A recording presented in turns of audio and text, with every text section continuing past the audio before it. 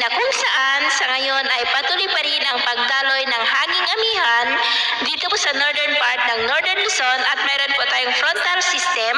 na nag-i-extend po hanggang dyan po sa may silangang bahagi ng Central Luzon. Walang anumang sama ng panahon natin pong binabantayan na banta dito sa ating bansa at wala rin pong nakikita mula rito sa forecast model na ating ginagamit na bagyo na tatawid dito po sa ating bansa hanggang sa matapos ang buwan na ito ay posibleng storm free po tayo. At sa lagay ng ating panahon ngayon dahil sa frontal system, amihan at mga localized thunderstorm ay may mga isolated rains ngayong madaling araw dyan sa may Babuyan Islands, Santa Ana, Cagayan, Gonzaga, Gataran, Baggao, Peña Blanca, Tugigaraw, ilang bahagi ng Isabela, Aurora, Cabanatuan, ilang bahagi ng Quezon, Catanduanes, Camarines Norte, northern part ng Palawan, ilang bahagi ng Iloilo, Escalante,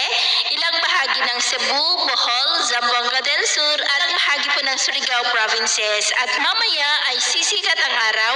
sa malaking bahagi po ng ating bansa maliban lamang sa mga tsansa ng maulap na kalangitan na may mga pulupulong pag-ulan lalo na po sa silangang bahagi ng Cagayan Valley, dulot po yan ng frontal system at ilang bahagi po ng Palawan. At mamayang hapon,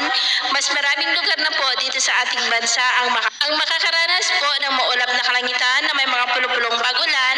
Kaya kung lalabas tayo sa ating mga tahanan ay ugaliin po natin lagi ang magdala ng kahit anong panangga natin sa init ng araw at proteksyon na rin po sa mga biglaang buhos ng ulan. At sa ating namang mga baybayin dahil sa amihan ay maalon po at may kataasan na ang mga alon dyan sa may seaboard ng Batanes, Babuyan Island, Santa Ana, Cagayan, silangang baybayin ng Northern Luzon na ang mga alon po ay posibleng aabot hanggang po sa 1.9 to 2.5 meters height. Kaya iwasan po muna natin ang papalaot lalo na po dyan sa mga may kulay pula para mas makaiwas sa mga sakuna,